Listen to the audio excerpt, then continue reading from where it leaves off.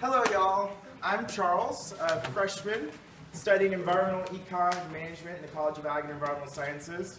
And my student worker job on campus is with the Office of Institutional Diversity.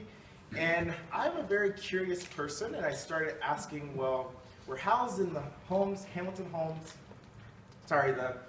Hunter Academic Building. Who is this building named after? Who are some of these other buildings named after, like our Tate Student Center, our O.C. Adderhall Hall? And so, as that curious person, I started doing some investigation. And I found that UGA has a very rich history. And then I started sharing that rich history with other people, and they were actually interested.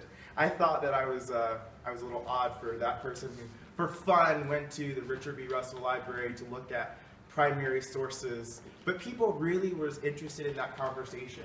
And so I went to the Office of Institutional Diversity where I worked and said, well, what if we could create a program that offered one of the very first student perspectives on UGA's desegregation? And so they met that with a lot of happiness, and so I want to thank them first of all for that support.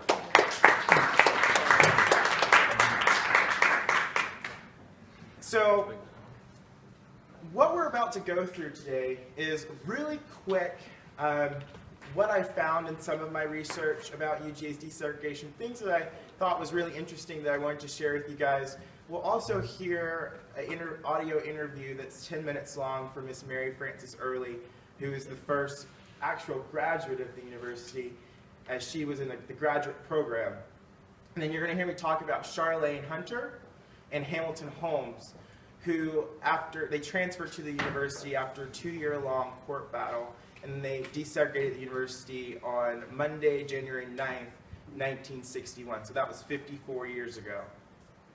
And then we're going to have a conversation after with just some themed, some questions that I found that kind of themed my research, that I'm curious what you guys think about them as well.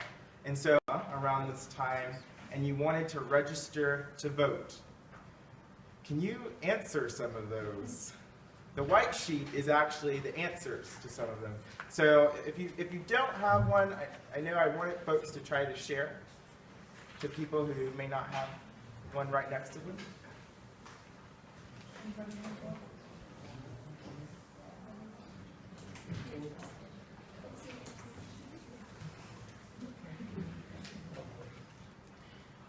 So the struggle for the civil rights era saw itself in a number of ways, which I thought was fascinating, that not every civil rights organization used the same methods to achieve the same goals. The Student Nonviolent Coordinating Committee actually helped organize freedom rides that protested segregated interstate travel through the South. And John Lewis, who headed that organization, now Congressman John Lewis, he actually wrote his will the summer of 1961 as he was beginning some really dangerous activities to demand equality for blacks. So Charlene, because some people got really hurt in these kind of protests. And Charlene Hunter ever wasn't a part of the protest in that way. She knew that one of the things that she could do to contribute to the civil rights movement started with challenging UGA's long-held ban, or really lack of admission of blacks to the university.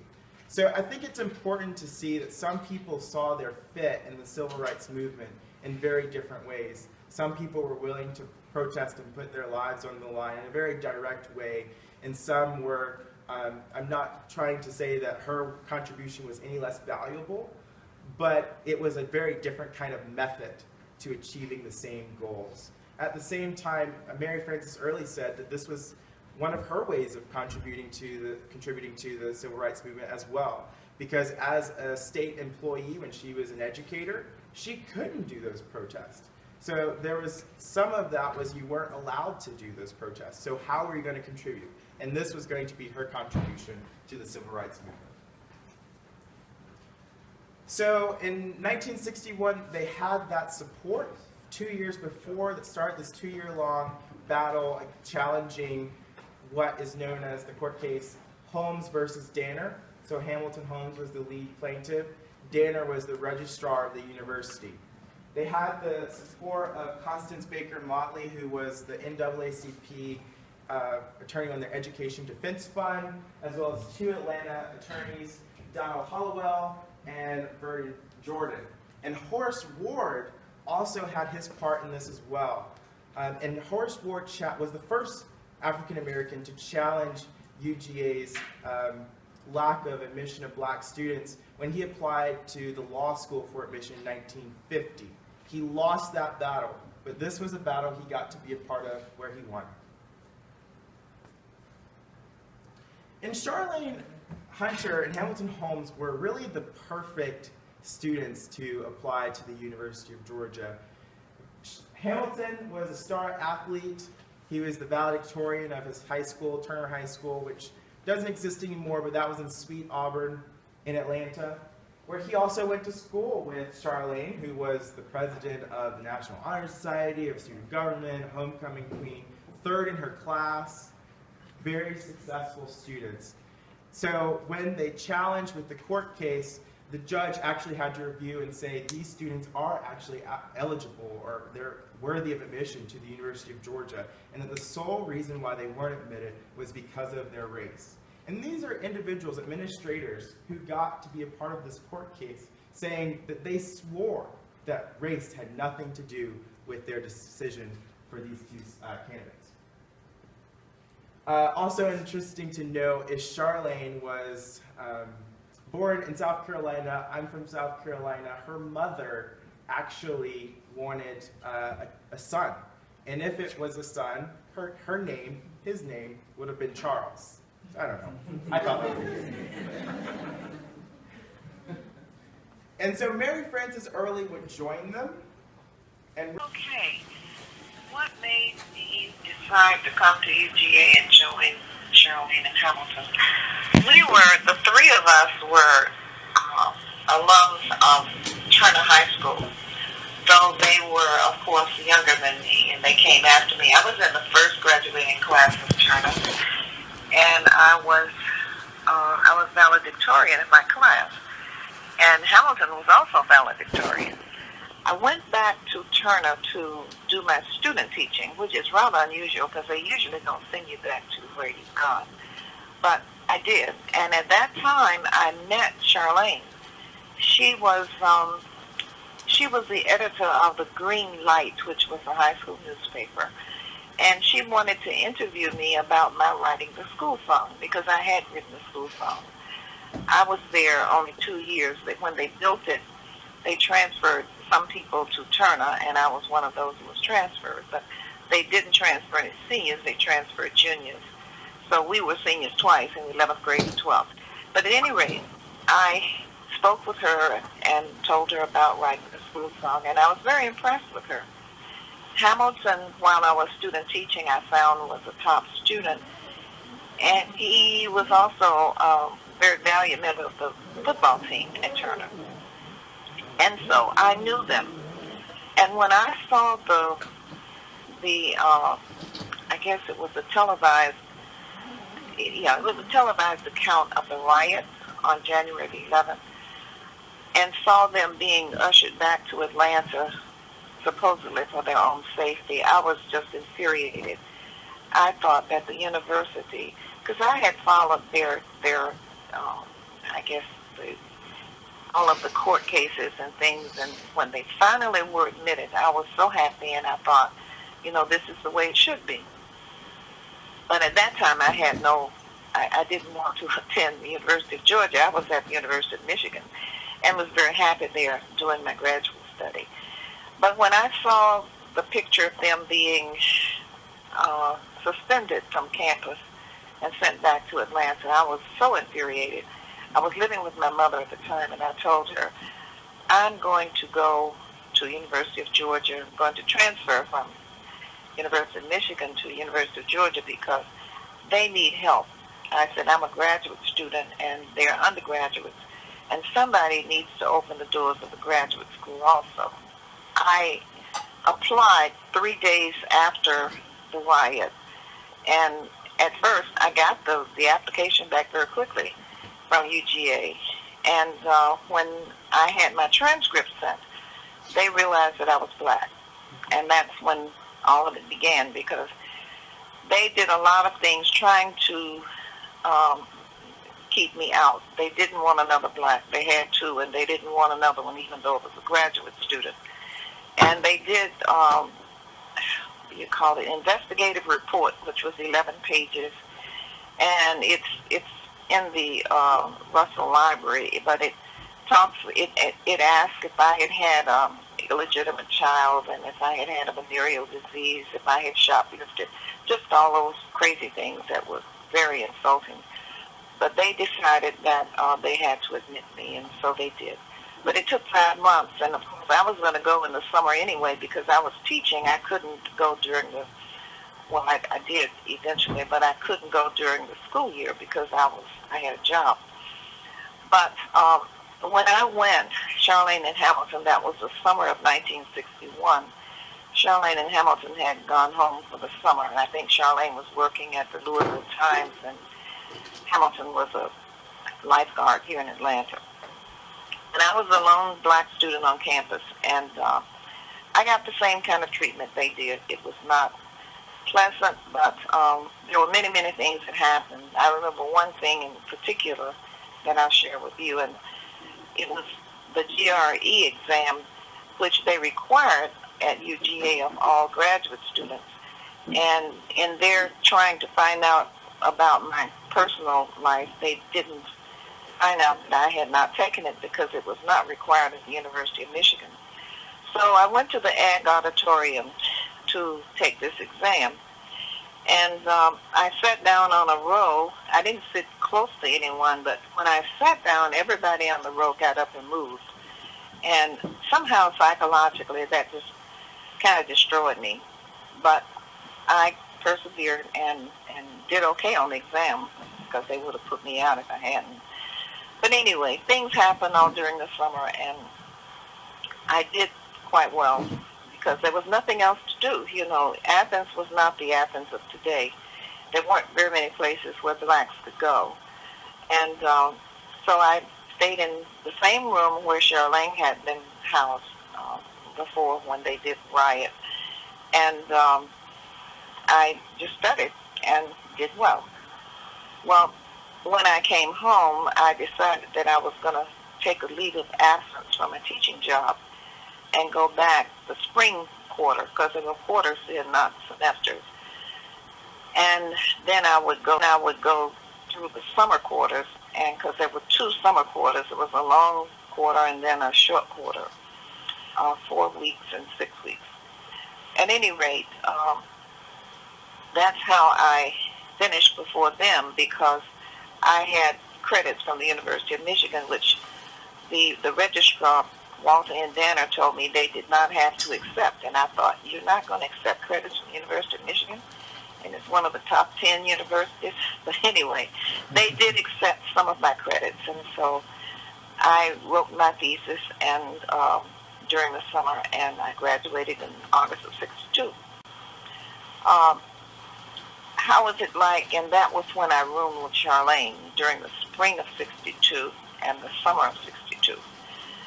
We were both there, and we both wanted to be in another dorm because Center Myers was really a freshman dorm, and we did not come into contact with any other students because all of the dorm rooms were really upstairs. We were on the first floor in what had been a counselor's suite, I think. And there were 2 bedrooms. Well, there were 2 rooms that they converted into bedrooms. There was a small kitchenette and a bathroom, and I'm sure that they wanted us to use the kitchen rather than to go to the dining hall to eat, but we didn't. And that one was not integrated because we didn't come into contact with any of the other students. But we talked. We had meals occasionally. She was in journalism and I was in music, so we didn't have any classes together. But it was good to have someone there because before it was a very lonely existence that first summer. What made you get up every morning?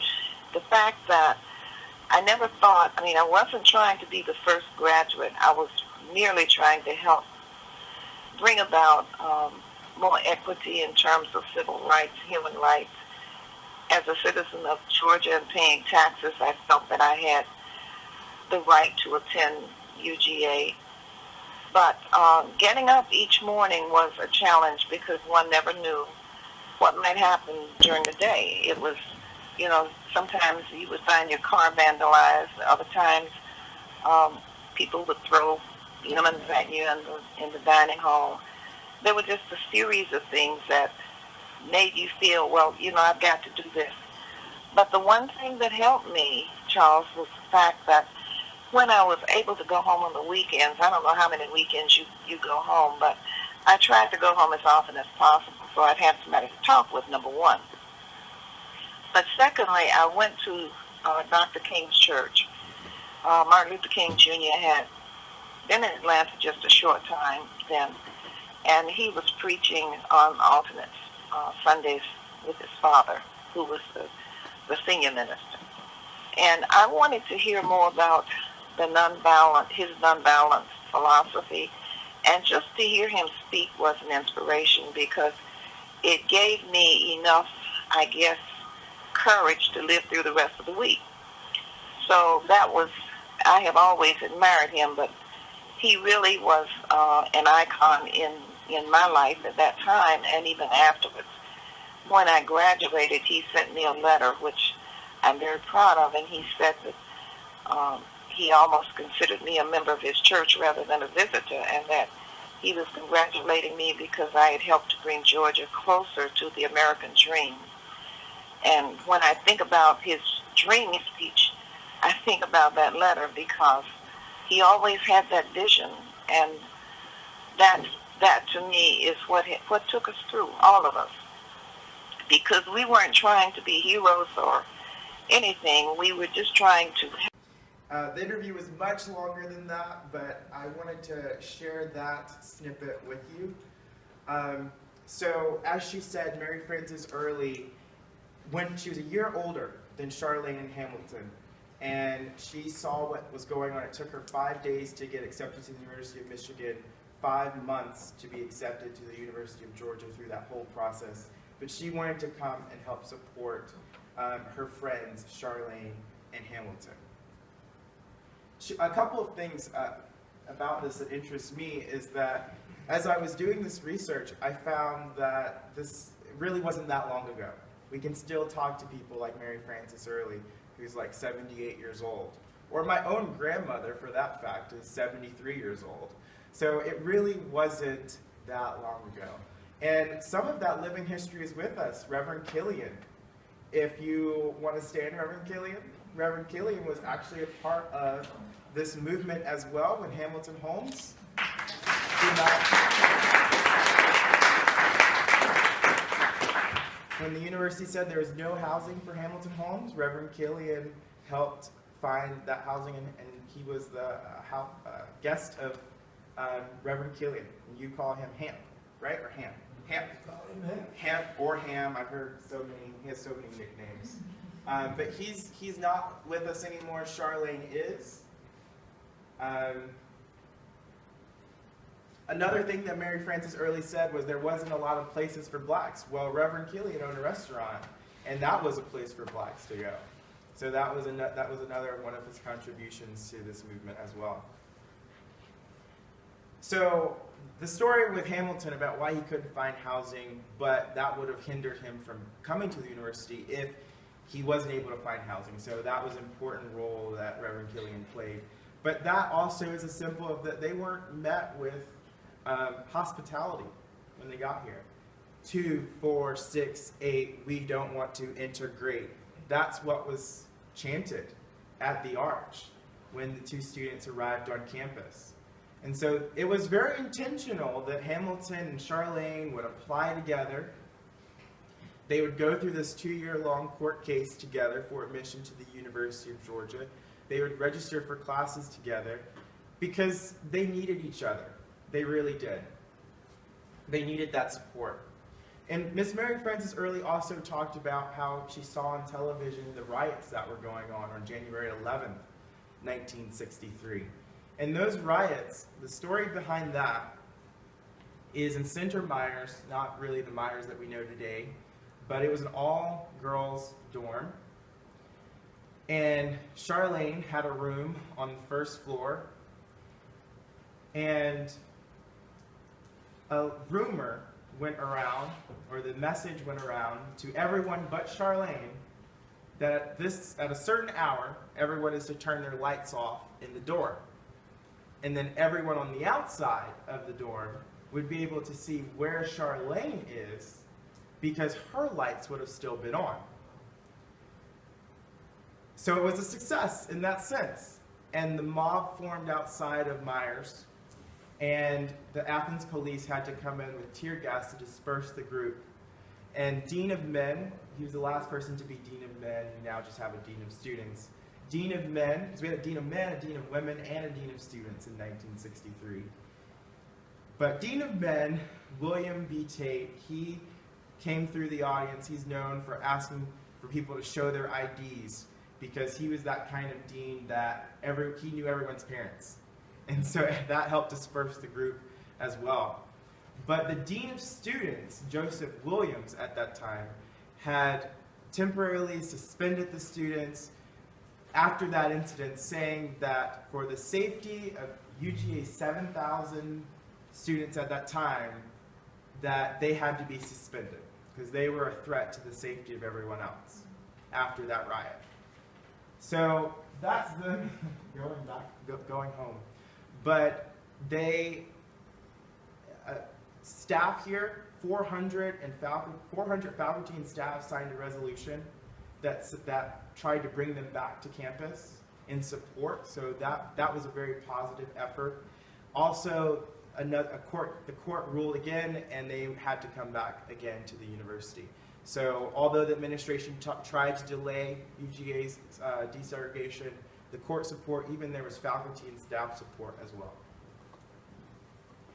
And I'll just pull one story that I also found very interesting, because there's also so much research on this in the Richard B. Russell Library on Charlene Hunter and Walter Stovall.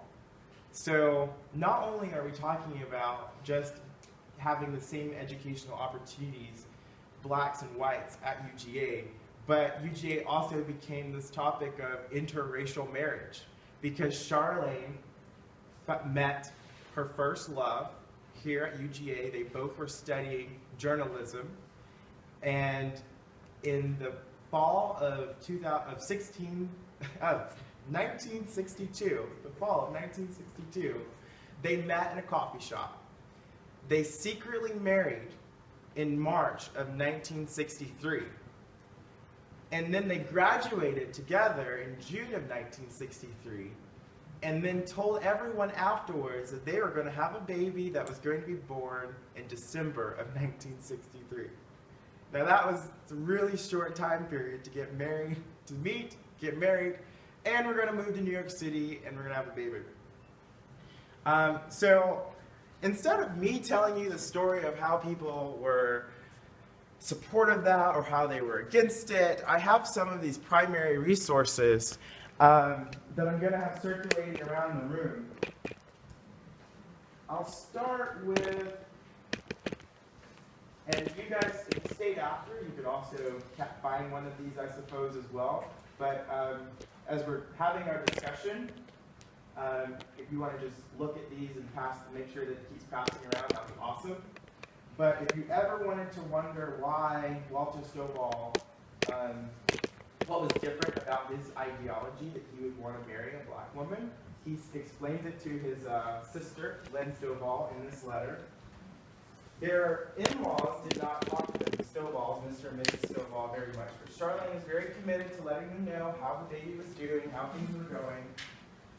Greek life was actually played a very interesting role. Phi Kappa Tau, they actually had their national secretary send a letter to the dean of students saying that if any of our members down there at UGA protest, we'll kick them out. And then there's also a list of all the other fraternity and sorority letters that I could find as well. But they all look the same. They all came from the national president, the national secretary, and just one page to dean of students. Some media clippings from the marriage. Once news got around, it went all over the place. I thought the irony was there was actually a news story that President Harry S. Truman had said that he hoped that desegregation and integration would not cause interracial marriage. But if you know anything about Harry S. Truman, he was very supportive of some of our first anti-discrimination policies in the federal government for staff. So the irony there is very interesting. Then community members and parents sent also letters to the Dean of Students, Joseph Williams. There's even a letter in Spanish I was able to find in support. It basically says love is love. Isn't that Thank you for putting that on my table. A letter from a very disgusted woman who doesn't name herself about the situation. Then some also just really terrible hate stuff. Just to see, just kind of read what people thought about it. And pictures of Susan Stovall, the baby.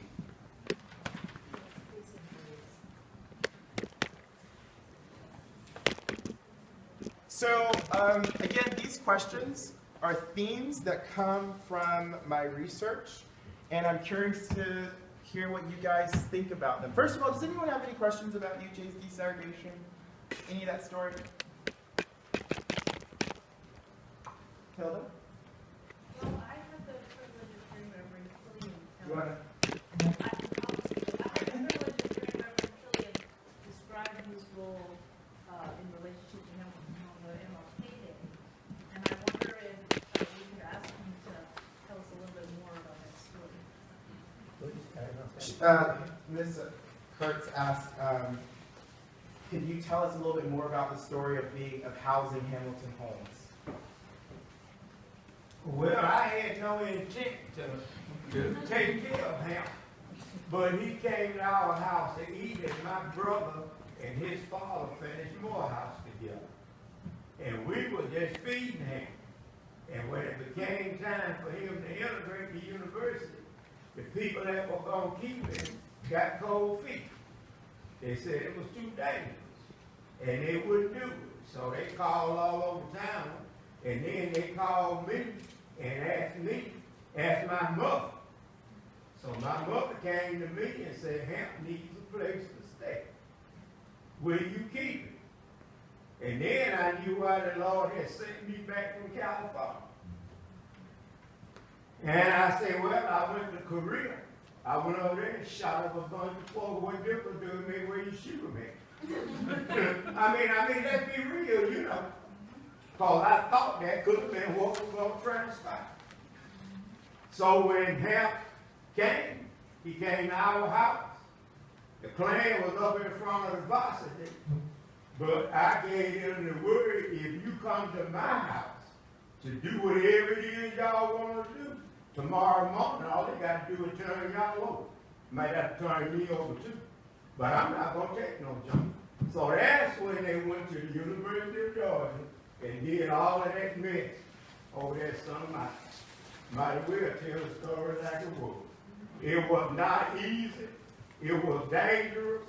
But I said if I can go to Korea and fight somebody I don't know, then I can stay over here and do the same thing.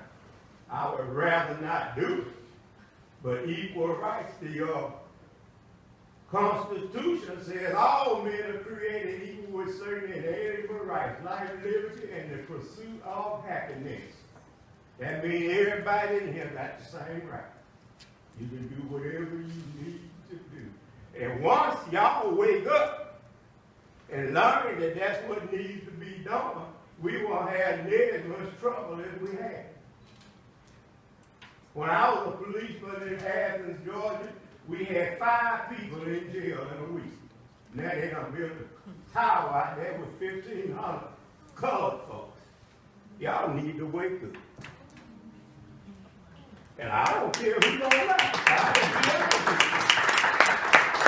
They send me to the Korean War to fight for freedom. And I'm gonna be free as long as I stay here. Any other questions? Wait a minute, I just want you to know, he's also the one that the Baxter Street Police Building is named for, the precinct, because he was the first black officer in Athens.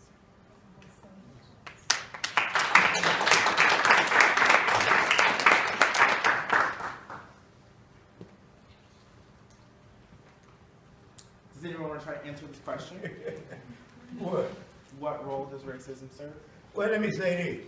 If you were listening to TV yesterday, over in North Africa, they have this thing going about the Jews and the non-Jews and what's going on. And I made this statement yesterday. The Ku Klux Klan made the same statements 100 years ago that they making in North Africa. I've been in North Africa. I was stationed over there too. I've been some everywhere, courtesy of the United States Air Force. Ain't nothing new under the sun. The only thing is who is trying to do it to who. And we as a people need to stand up to be counted.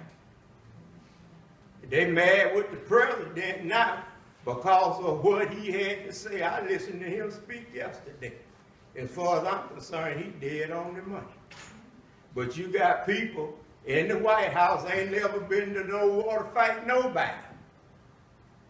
And wouldn't go if they had to go. Now how you gonna tell me what to do and you won't go risk your life for the flag? Huh? If you won't risk your life for the flag, you need to sit down and shut up. I know a lot of folks. I have a radio talk show and I do it every Thursday. And I don't care whether they like it or don't like it. It's time for somebody in America to stand up and say what needs to be said. We didn't have to come over here. We were brought over here on the slave ship. I tell y'all the same thing I tell some other folks. You ain't never seen nobody look like me come from Africa. If old Grandpa had stayed in his house and left Grandma alone, wouldn't have had this trouble. Huh? I know y'all ain't used to the truth. I'm 81 years old. And the Lord has sent me on a mission.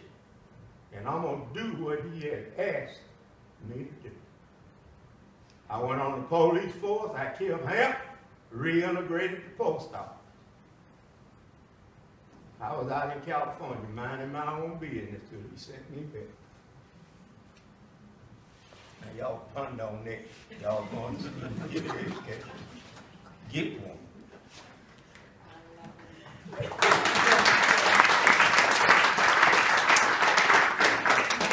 So I'll share my answer to this question.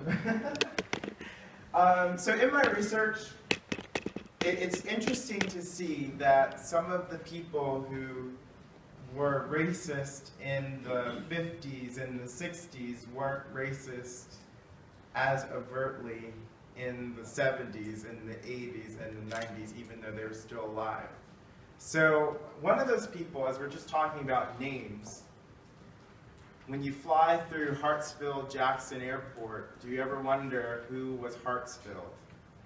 Bill Hartsfield was the mayor of Atlanta, who played a very important role to the first airport that Atlanta had. Right. And so, but he was a segregationist until blacks earned their full voting privileges. And when blacks did that, they had a substantial amount of influence over politics. They were a powerful voting bloc in Atlanta. And so he needed to change if he was still going to be mayor of Atlanta. I give you this, and he did. And I give you this story because what even Dr. Cook, the Chief Diversity Officer of the University of Georgia, Associate Provost, she's helped me understand also that when we look at racist, it's also important to understand why they make those decisions. And that really everyone falls on a continuum, that you just don't categorize someone in one bucket and discount their values or their ideas, but what can you learn from that? So, this is, yes? I did a term paper on that. Adolf Hitler told the Germans, back before the beginning of World War II, that if you just get rid of the Jews, y'all will get rich. Everybody live good. In the United States, if you just get rid of the colored folks, y'all live better. And they tell lies all over the world, and unless you get an education or have been somewhere where you can actually see it in action, you don't know what's going on. People just jump in. They want to help those people now. They're talking about what's going on over in North Africa. What all those people want to do is take over the government. Somebody got to be in charge. But now they want in Africa, they want to say it's that bunch, the Jews again, right? That's what they're trying to do. They just keep causing trouble. But they aren't going to fight. They're going to send y'all. They don't have a draft now. The only people fighting the war now is poor white people and poor colored folks, because they can't get no job. You going to school for education, get one. So I have another question for you guys. What role does everyone play in any racism? We need to get some discussion, guys. I'm gonna call people.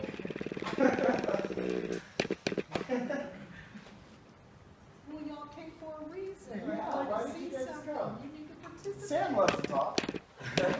Oh, you don't have to agree. I think what this really has to do with right here is what he was talking about, the unalienable rights of every person out there. Right. Now, I think that is a God-given thing in my eyes, and I think that's just a fact of it. Based off of what our country is based on, we need to make sure that's realized by everyone. Everyone has the right to happiness and all these different things, and we got to make sure that's true, because otherwise what are we doing? We're lying to ourselves. If America can't follow its own rules, then why should anybody else follow them? So I think that's kind of how we start with these kind of things. Is we have to make sure we mend our own issues before we start preaching to the crowd. Amen. Amen.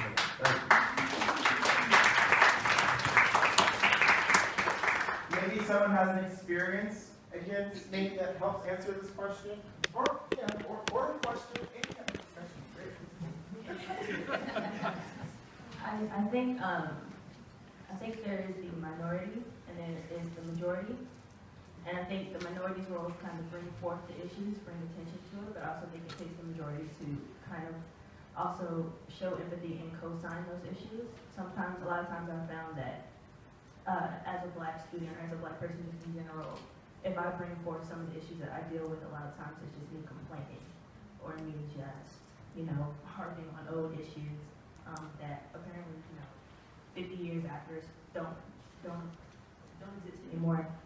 Well, then when you have someone, let's say, of the majority race of another white person co-sign what I say, then all of a sudden it's legitimate. It's just the way things are.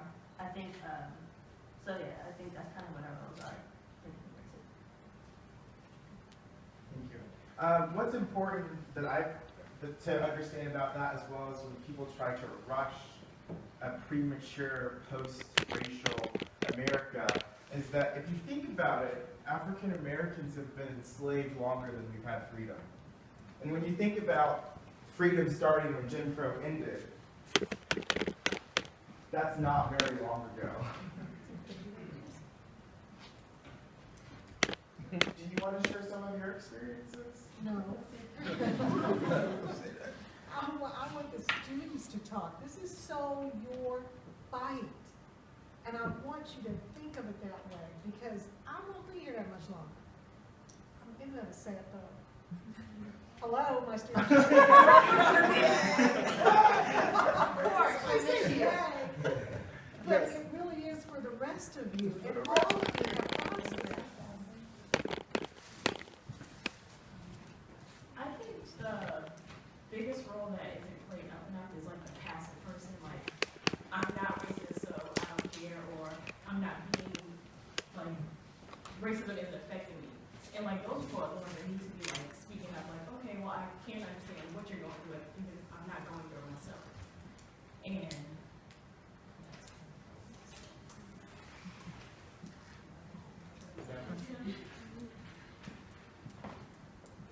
Any others? Let me make another statement. Back when I was a young, my daddy was a letter carrier. What was the professor's name in charge of the fine arts when the museum was built up on the front street? He invited us, my dad, Mr. Lamar Dawes. Mr. Lamar Dawes invited my dad to the opening of the Fine Arts Auditorium. And my daddy brought my brothers and my mother and I to the Fine Arts on the day that it was dedicated. We were the only family of color that was there, and we had to sit back in the lobby. But my daddy brought us. And when it was over with, my daddy said to us, one of these days, sons, people of color are going to be able to go to the University of Georgia. That was 20 years later. And so, you know, sometimes, I guess that's why we came. Now, Mr. Dodd, he was a fine gentleman at the university. Knew him. Mr. Down, 266 Springdale, and Dean Tate. If it had not been for Dean Tate, ain't no telling what would have happened when Hampton Charlene integrated the university. But Dean Tate kept the peace. Dean Tate also had some issues. He didn't approve of the interracial marriage, so he wasn't fully there, but he did help in that sense. There was a handout. I don't believe in interracial marriage, must say. Just speaking towards the role that we can play in ending racism, my personal opinion is that it starts with education. And I think that we have the information now, particularly with the internet and the reach of everything that we have access to. It's really just about fostering understanding among our peers and among fellow students. And that's the only thing, in my opinion, that's going to get any sort of positive result. Well said. Sure. And what's your names? Can you say your names as well? Sorry. I'm John Zia Hutchings. Going off what Sam said about education, I really think education is extremely important to solving the problems of racism that we have today, because racism is not over. Just because people don't call each other names blatantly anymore doesn't mean that we don't still suffer from racism. We don't get to learn about Black history until we take an African American Studies class. And we don't get to learn about Native American history until we take those classes. So until we are educated on exactly what separate but equal means, I don't think that there will be an end to racism. And I'll add something to that. Who went to the Black in America panel? A number of us. Do you guys remember when Rudy Giuliani said that he couldn't see systemic racism in New York City's police department? No. Okay, that's why we need to have these kind of conversations. Who else raised their hand for comments?